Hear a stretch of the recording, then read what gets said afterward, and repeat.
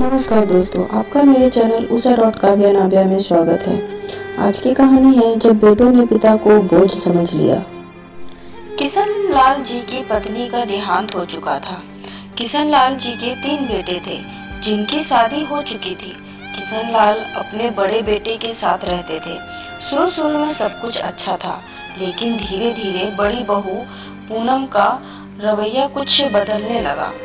देखो जी, मुझे सब समझ में आ रहा है कि आपके दोनों भाई अपनी जिम्मेदारी से पल्ला झाड़ रहे हैं। रोज कुछ न कुछ बहाने बनाते हैं। अरे क्या अकेले तुम्हारे बाबूजी हैं वो? कान खोलकर सुन लो, अब मुझसे नहीं होती तुम्हारे बाबूजी की सेवा। अपने बच्चों के लिए तो मैं टाइम नहीं निकाल पाती। जब देखो इनकी सेवा में लगे रहो। आखिर मैं ही क्यों पिसती रहूं? बाकी की दोनों देवरानियां तो मजे से घूमती रहती हैं और यहाँ मैं 2 दिन भी मायके जाने को तरस जाती हूँ। हमेशा की तरह आज भी पूनम का गुस्सा 7वें आसमान पर था। बंटवारे के बाद तीनों भाइयों में तय हुआ था कि बाबूजी बारी बारी से 3-3 महीने तीनों बेटों के पास रहेंगे, लेकिन आज 6 महीने से ज्यादा हो गया था। दोनों में से एक भी भाई बाबूजी को लेने नहीं आया और ना ही भेजने को कहा। घर में रोज रोज का कलेश अब विकास से भी सहन नहीं हो रहा था। वैसे तो बाबूजी के हाथ पैर अभी सही सलामत थे, लेकिन 2 वक्त के खाने के लिए तो वो परिवार पर ही निर्भर थे। 3 बेटे बहुओं के होने के बाद भी 2 वक्त की रोटी उन्हें सम्मान से नहीं मिल पाती थी। उम्र के साथ साथ उनका शरीर कमजोर हो गया था और दांत भी कमजोर हो रहे थे। अब तो बहू ज्यादातर सूखी सब्जी के साथ ही खाना डाल देती, तो रोटी चबाई भी नहीं जाती थी, लेकिन अलग से उनके लिए कुछ नहीं बनता था।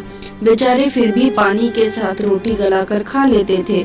और इधर विकास पत्नी के रोज रोज के तानों से हार कर अपने दोनों भाइयों के पास फोन मिलाते, लेकिन दोनों भाइयों ने फिर से टाल दिया। एक ने कहा पत्नी बीमार रहती है और छोटे भाई ने भी कहा कि पत्नी की पथरी का ऑपरेशन होने वाला है। ऐसे में हम बाबूजी का ध्यान कैसे रखेंगे? इनकी बातों से साफ झलक रहा था कि बहाना निकाल रहे हैं। विकास को सब समझ आ रहा था, लेकिन अब जबरदस्ती बाबूजी को ले जाकर उनके पास छोड़ भी तो नहीं सकते थे। विकास को ऐसा लग रहा था जैसे दोनों भाइयों और धर्मपत्नी के बीच पिस रहे हैं। विकास का बेटा चिंटू भी अब 15 साल का हो चुका था और वो इन सब बातों से अनजान नहीं था। दादा पोते की आपस में बहुत बनती थी, बहुत स्नेह था दोनों में। दादाजी की लाचारी भी समझता था। एक दिन रात के खाने के वक्त चिंटू ने अपने दादा को पानी के साथ रोटी खाते देखा तो उसका कलेजा भर आया। जब चिंटू और उसकी मम्मी पूनम और पापा विकास जी खाने के टेबल पर बैठे खाना खाने, तो चिंटू अपनी माँ से बोला, माँ, मेरा एक और भाई होना चाहिए था। मैं तो बिल्कुल अकेला रह गया, इसलिए लगता है सारा बोझ सिर्फ मेरे माथे पर ही पड़ेगा। पूनम ने बेटे की बात सुनते ही हैरानी से पूछा, क्यों रे, कौन सा बोझ पड़ जाएगा तेरे माथे पर? आप दोनों का माँ, जब मेरी शादी होगी तो सिर्फ मुझे और मेरी बीवी को ही आप दोनों की सेवा करनी पड़ेगी।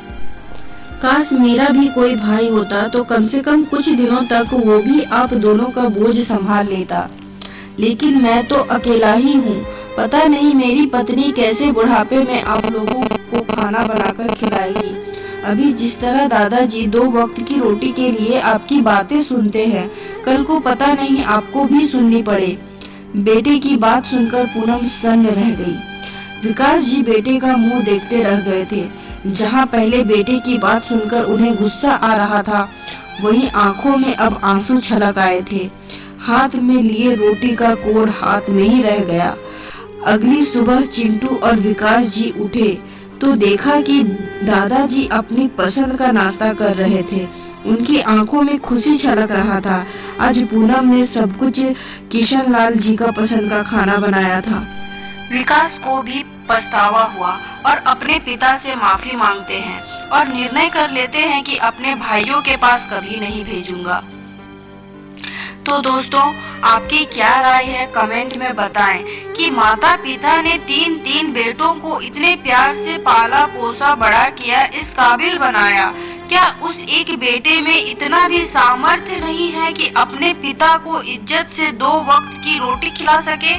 मैं नहीं कहती दोस्तों कि सारे बेटे ऐसे ही होते हैं, लेकिन इस परिवार के बेटे तो ऐसे ही हैं। स्टोरी अच्छी लगी हो तो प्लीज ज्यादा से ज्यादा शेयर कीजिए, लाइक कीजिए, सब्सक्राइब कीजिए। Thank you.